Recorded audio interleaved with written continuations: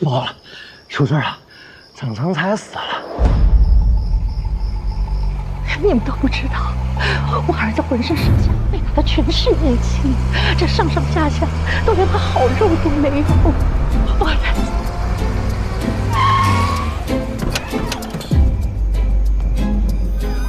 凶手！凶手！凶手！还我儿子！你还我儿子！就是他派人毒打了我的儿子，我儿子后来想不通，那就自杀了。张太，指控需要证据，你口说无凭。你谁呀？京师警察厅第4科科长任红。办案期间出现任何问题，我负全责。所以袁科长承认对死者严刑逼供是吗？死者是白鹿谋杀案最大的犯罪嫌疑人。 警察审问合理合法。你少放屁！你们就是作威作福惯了。各位，都听听吧，都看看吧。我儿子，你们知不知道？这浑身上下被打得连一块好皮都没有啊！那脚都瘸了，连道都走不动了。好啊，那既然如此，验尸查伤。还有什么好查的？我儿子之前是好好的，被你们提审之后，怎么就回来自杀了？你说，你倒是说呀！ 如果你儿子是他杀的话，作为母亲不应该第一时间想知道凶手是谁吗？如果是自杀的话，现在警方要验尸，你为什么不让呢？除非你儿子的死跟你有关系。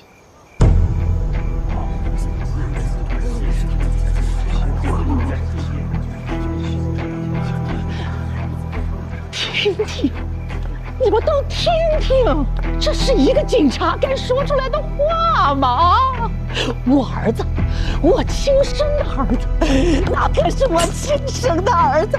我儿子死了，他还往我身上泼脏水，这是人该说的话吗？老天爷！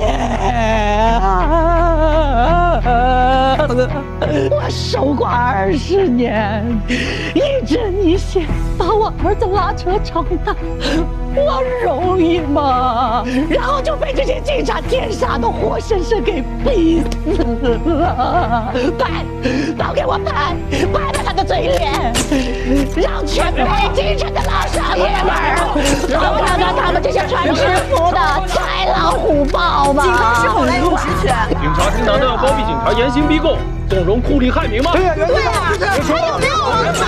还有没有王法呀？安气！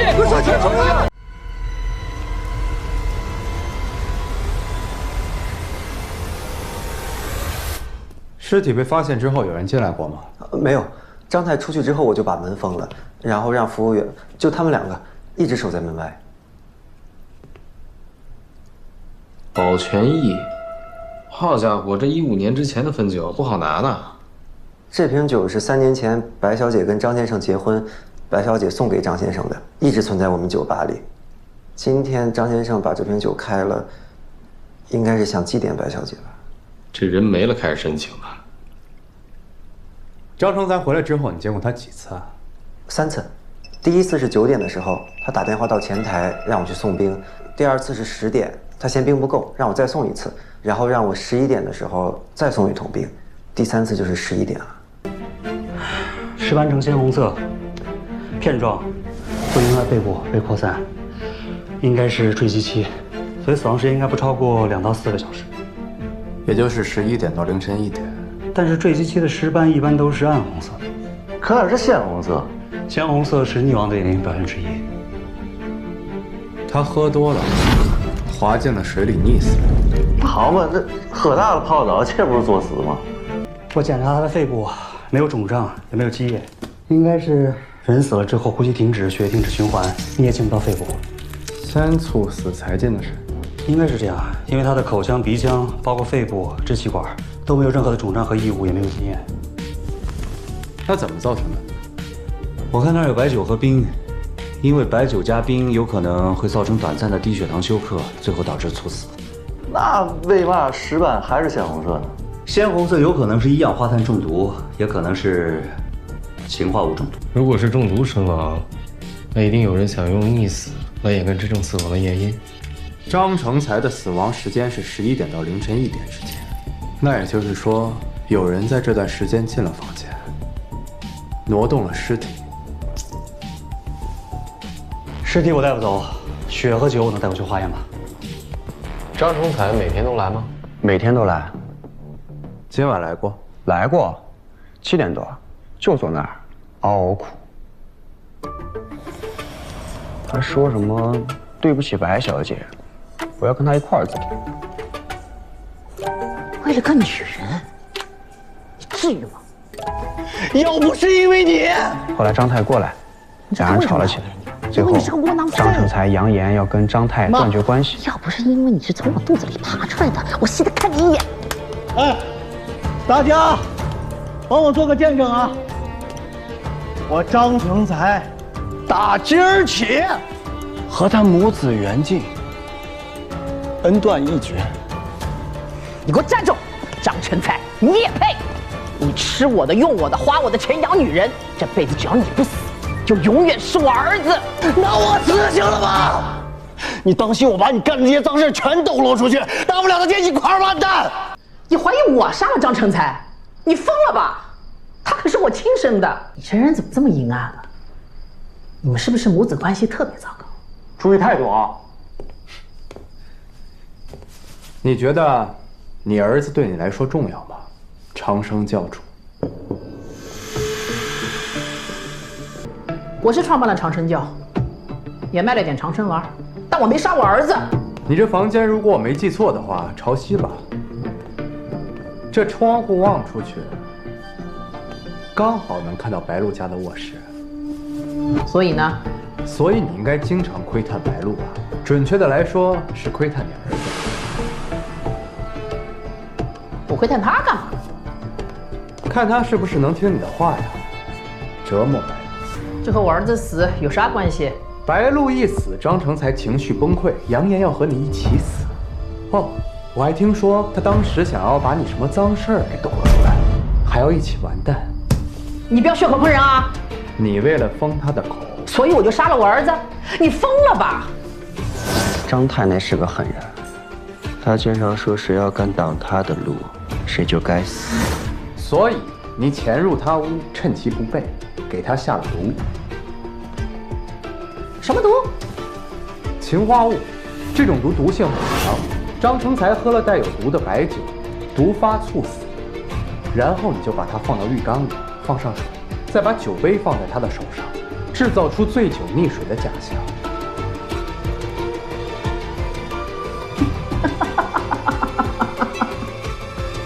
严科长，你当警察可真是屈才了，你应该去天桥底下说书。哎，你也别太激动，我呢这都是推测，检验报告马上出来了，看看就知道。实在抱歉啊，张太，令郎的检验结果出来了，确实没有中毒。那门口那些警察可以撤了吧？你就不想知道你儿子是怎么死的？自杀，给你们逼的。你看一下这个，这是在他房间发现的，字迹你应该认识。他说你杀了人，他替你偿了命。如果真是自杀，也不是我们逼的，是你。放屁！他就是被白鹿勾了魂儿，狐狸精，死了还勾人。你说这张成才要还什么债啊？跟你没有什么关系。跟我们是没关系，现在只跟你有关系，张太。你不觉得这2天很奇怪吗？你不会是……先是白鹿死了，再是你儿子，接二连三发生这些事情。不要再说了，我必须告诉他，现在所有人都在盯着这件事情。你可别忘了，那是死宅。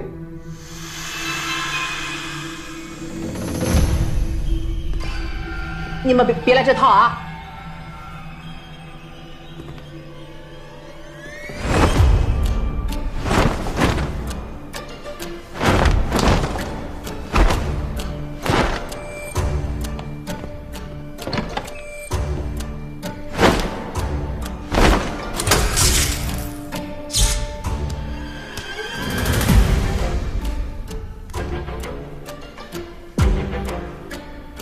东南方向有恶鬼。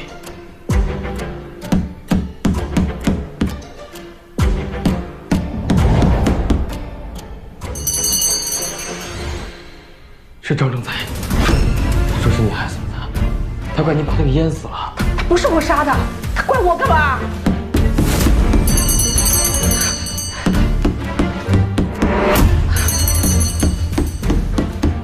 他怪你，帮他的死做新闻。儿子，别怪妈，妈也要活着，也要吃饭。别动，别动。还有一个长发披肩在唱着歌，是白鹿的声音。我可没有杀白鹿啊！到底谁杀的？他披肩长发，他说是你害的。不是，你把他害死了，会不会有鬼？不是我，他说你害死他，他说就是你害死的他。是他自己不相信。要听什么？他是烧死的，不是我。我儿子都已经死了，我们两清了，我们两清了。你烧死的跟我没关系啊！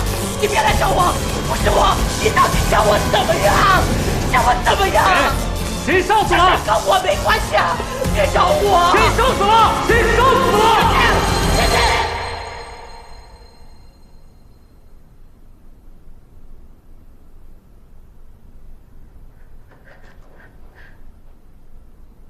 真真是谁？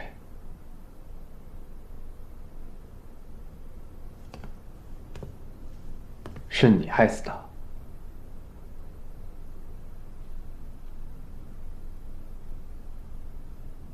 你现在不说，我们知道名字了，也会查出真相。张太因为京城1号不赚钱，所以成立了长生教，并且让白鹿扮作圣女，通过让火焰变绿，以及圣女穿着石棉做的火幻布从火中平安走出的戏法，骗取教众们长生丸。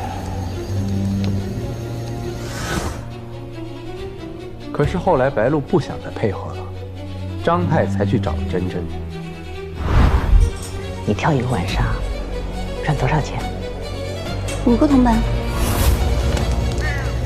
但不幸的是，真真去的时候没有听张太的嘱咐，穿了丝袜，风把火星子吹到了他脚腕上。由于风太大，他的身上也很快着了火。为了不被揭穿，张太和张成才居然继续哄骗教众。圣女现身，教众有声。圣女现身，教众有声。圣女现身，教众有声。教众有声。圣女现身，教众有声。最终，他们眼睁睁看着真真被烧死。所以你为了给他报仇，告诉张成才白酒加冰好喝，对吗？是又怎样？犯法？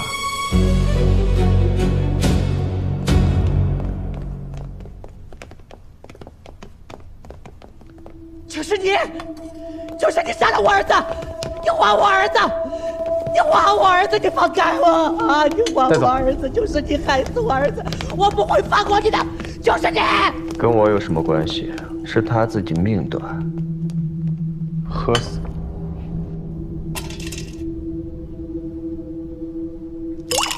活该。但是坠机器的石斑一般都是暗红色的，可哪是鲜红色？孙经理，赵公子，袁科长，张成才的死应该不会给酒保定罪吧？他只是提供了一种喝酒的方式，从法律上讲，张成才的死和他无关。哦，那就好。你很担心他？挺好的一个小孩儿，要是因为张成才入牢，太可惜了。他不会入牢的，但你就不一定了。不懂您的意思。张成才是您杀的吧？张成才喝了加了冰的白酒，1个小时之后又打电话。你好，你对外声称他又需要冰，实际上是他自己不舒服，需要有人叫医生急救。好的，张先生。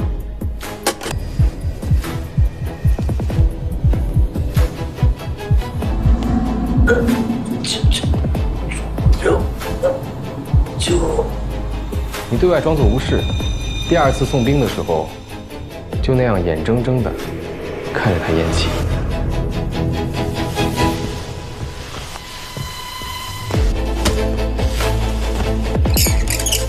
之后，你把它拖进浴缸里，放水，制造溺水假象。你把张成才的尸体放进浴缸里，乍一看好像是凶手在制造死者溺水的假象，实际上是为了干扰法医对死亡时间的判断。尸斑呈鲜红色，片状都已经在背部被扩散，应该是坠机期，所以死亡时间应该不超过2到4个小时。您太高看我了。住过六国饭店的都知道，这个季节浴缸里的水恒温始终都在39度左右，因为屋内有供暖，房间的温度也都会保持在21到23度之间。在这个情况下，一大缸的水多久可以凉透？根据牛顿冷却定律，降到室温通常需要1到2个小时。那有没有可能这一大缸水会低于室内的温度？不太可能，除非加冰。张成才只喝了半瓶白酒，怎么会用3桶冰？冰呢？倒浴缸了。现在认罪，算你自首啊！我没有罪。用了这么多冰，为什么？保险。聪明，这样就可以延缓尸斑从坠机期进入扩散期，好让法医鉴定张成才的死亡时间就是晚上11点到1点。这样，你就可以给自己制造不在场证明。而张成才真正的死亡时间应该早于11点，也就是最后一通电话打完之后。您在搬运张成才尸体的时候，没有脱外套吧？老点，别动啊，别动。哎，大小一模一样，不过这压痕怎么这么久都没消失呢？人死后会肌肉松弛，大概维持1到2个小时，在这期间被硬物压上，就会造成压痕。随着尸斑的到来，这压痕很难消失。你是从什么时候开始怀疑我的？鸡尾酒、白露。除了张太的房间，还有酒店的布草间可以看到白露。我想，你经常在那里带着望远镜看自己的意中人吧？白露死的那天晚上，你是凌晨3点才过来交班的。请问你之前在哪儿？不是嘛意思？白露也是他杀的？不是他杀的。那他不是被勒死的？是被勒死的，是被自己勒死的。他是自杀。啊？北京的天气越来越凉了，几乎家家户户都开始烧炭，但白露的壁炉干干净净，没有任何烧炭的痕迹，床单被罩叠得整整齐齐，不铺床，不烧炭，不取暖，可见他不想在这个房间久留。所以，这份不久留不单指这个房间，还有这人世间。他由上到下的那个勒痕，就是上吊所致。我记得褐色的，不过杜医生说那是死之后造成的。如果是上吊死的话，那勒痕不该是青紫色吗？这就是为什么凶手一直反反复复在白露的脖子上造成伤口的原因。干扰视线，白露上吊的勒痕是青紫色，但他之后把白露放下来，在他身后用绳子和琴弦反复勒他，制造出多条伤痕，就是为了掩盖白露上吊自杀的真相，让人觉得是凶手杀人手法不熟练所致。单凭房间整洁，你就能想到这些？不止，白露行事周密，他会把所有的笔都码在笔筒里，唯独一支。那兴许是自杀前恍惚，忘了收。通常人会在用完笔之后放在桌子上。哦，那支笔下面原来压着东西。没错，遗书。有可能。孙经理，你偷窥到白露要上吊自杀这个情况，你赶到的时候，白露已经走了。